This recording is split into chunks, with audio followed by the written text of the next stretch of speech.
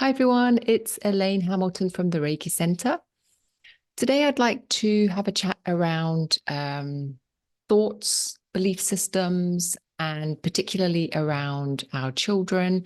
But actually, it is relevant for any relationship, but I was inspired to talk about it having worked with a client this week who was struggling so much because her daughter was going into the teenage years, and totally get that. Had two girls go through it, and it is particularly challenging in terms of for any parent, girls or boys, when they hit the teenage years, there is a real pulling away that happens, and it's natural and it's healthy because your children are growing into adults and they're finding their own voice and they're finding their own way. And as a parent, we also have to go through a shift of really having pretty much total control and in a sense subservience with our children to really being able to allow them to grow into the adults that we hope, wish, want for them to be. And one of the challenges that I really noticed, particularly, which is what inspired this video, is the need to hang on to control and wanting your children to kind of think like you and be like you and have the same value system as you. And that is just not, it's just not realistic. I mean, it's just, they are their own individuals. So I wanted to start off with Kahlil Gibran's in the book The Prophet. And if you've never got hold of this or read it, highly recommend it. To me, it's like the guide or the mentor of all of this spiritual growth stuff. And he has this lovely poem on the children. And it goes like this. And the woman who held a babe against her bosom said, "Speak to us of children." And he said, "Your children are not your children. They are the sons and daughters of life's longing for itself. They come through you, but not from you. And though they are with you, yet they belong not to you. You may give them your love, but not your thoughts, for they have their own thoughts. You may house their bodies, but not their souls, for their souls dwell in the house of tomorrow, which you cannot visit, not even in your dreams. You may strive to be like them, but seek not to make them like you. For life goes not backwards, nor tarries with yesterday. You are the bows from which your children as living arrows are sent forth. The archer sees the mark upon the path of the infinite, and he bends you with his might, that his arrows may go swift and far. Let your bending in the archer's hand be for gladness, for even as he loves the arrow that flies, he also loves the bow that is stable. He's just like the best. And he has wisdom like this on every single thing. So if you haven't read The Prophet, please do so. Just amazing. And what I wanted to point out here was, I remember I read this before I had kids, and it just resonated with me so strongly. And not to say I succeeded. Many times I struggled, really, really struggled with letting my children go. I mean, that to me is a whole process of adulting and parenting. It's just, honestly, like having kids, as those of you who have kids know, is the biggest spiritual growth journey I think you can go on, because there's just so many points along the way where you are invited to really let go of a lot of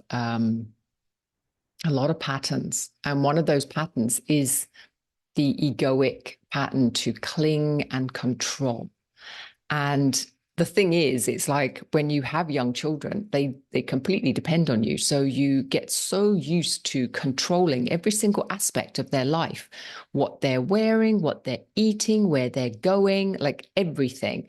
So in a sense, and I think particularly as women, because they literally come out of you. So there is this sense that, and I remember being struck with the fact that not only did I grow this living being within my body, but because I was breastfeeding, I grew it into a 6-month-old, like every single cell from this little person up until 6 months was from me, like every single, everything.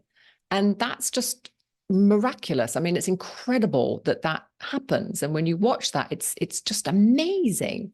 But at the same time, it does create this mistaken identity that somehow, because you grew, as it says in the poem, your children come through you, then you can often have this mistaken idea that therefore they are of you, like they are you, and your responsibility is to grow these little mini me's that are then acting like you, behaving like you, and doing all the things that you want them to do. And this creates an awful lot of tension and suffering as your children start to grow up and they start to want to be themselves. And if you just think back to how you were brought up and think about the things that you really appreciated about your parents, it was probably around the unconditional love, the support, the having your back, if that happened for you. And the things that you probably least enjoyed was where they were trying to tell you what to think and tell you what to do and how you should behave. So that controlling aspect of your parents is probably what you were least enthralled with. And if you were lucky to have parents who were loving and unconditional, then that was probably what you most valued and still most value if they're still with us. And so carry that forward. If you are parenting, then giving them your love and giving them your unconditional support, it's like teaching them your values, showing them your values, and talking to them about your experiences and the consequences you faced, but not wholesale chucking it at them and going, and therefore you must do this too. You must be like me. Because it doesn't work. I mean, ultimately, our children are individuals with their own thoughts, their own experiences. And oftentimes when your teenager retorts, well, you don't know what it's like to be me, or you don't know what it's like to grow up like this, they're right. You don't. Like, there is no way you can imagine the pressure that these young people have to grow up with in this day and age with social media and internet and all that. I mean, like we cannot imagine it. We didn't experience it. And so in a sense, they're right. And growing with the trust of that. Now, obviously, I'm being quite specific here in terms of parenting, but this actually goes for everything. If you're any tension you have with a loved one, any tension you have with relationships, have a think whether it's really about control and you trying to create a version of yourself or a version of your belief systems and your values external to yourself. And then question why. Like, this is actually a really interesting reflection. Like, what does it matter whether your kids think like you or your parents think like you or your friends think like you or any relationship is like you? When you really get honest with it, it tends to be around validation. So you want the world to reflect your values, to validate your values. So just validate them yourself. Like, why do you need someone else to do it for? It's kind of like if you have a value system that says you should be kind to people, then be kind to people. Like, What does it matter if other people are kind or not? It's not their value system. And if you have a value system that says you should treat your body well, like, you know, the typical thing with teenagers is you think they're vaping, smoking, drinking, doing drugs, you know, whatever, and they shouldn't be doing that because it's damaging their body. Now, I guarantee you, when I talk to clients who have this as their big fixation, when I question them, like this client I was working with that brought up this whole video, she was very upset because her daughter wasn't taking her medication that she needed for asthma. Fair enough. You know, I think there are certain things as parents that it's worthwhile pursuing, and things like general hygiene and you know, general ways of behaving, treating other people, being kind to animals, things like this. I mean, these are just things that I think are probably worth continuing to advocate for. And in this situation, she was getting very upset because her daughter wasn't taking her meds. And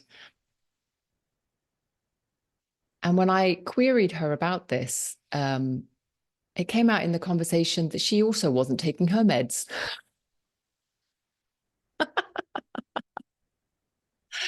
It was really funny.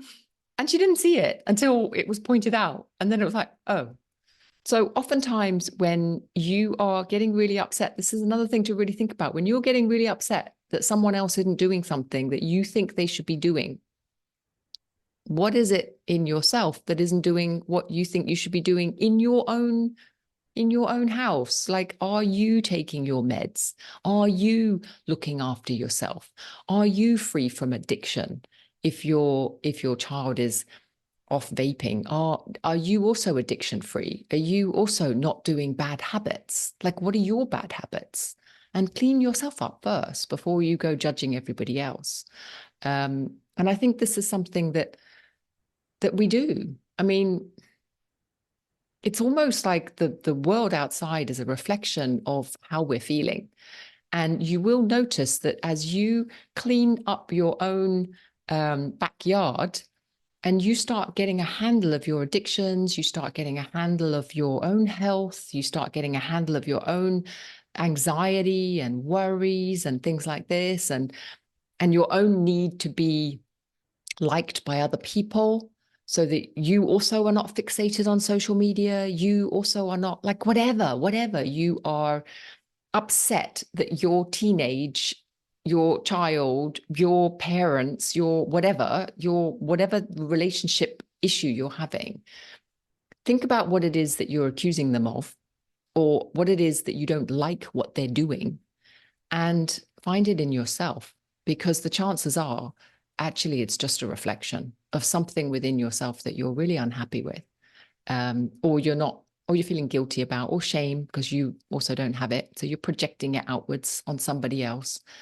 And clean it up, because once you have cleaned it up and you feel comfortable and you feel settled in yourself, you will find that what comes out of you is love and compassion, like compassion for the difficulty. Because if it's taken you so long to get a handle of it and you're the adult, then of course, as a young teenager with raging hormones and new to all of this and new to life in effect, and then of course it's difficult for them. I mean, of course it is. And of course they have to make the same mistakes you had to make, and they have to go through the same journey you went through. And when you're there as a steady, loving, non-judgmental force, then you keep communications open. And when they get into a situation whereby they do really need your help, then you're there for them. Whereas if you continue to control and tighten and suffer, there's a lot of anger and frustration that comes out, and there's a lot of walls that start going up. That you think about the walls that you might have had with your parents when you were a teenager, because there was just so much judgment and so much control and so much disapproval of how you were being and what you were thinking and what you were doing. And that disapproval is it hurts. So Don't be that person. And just think about that in terms of your wider relationships as well, in terms of how you're judging other people and just checking in with yourself. Like, how am I doing around all that? Not really much of a Reiki discussion here, but of course, as with everything, like being able to use the Reiki and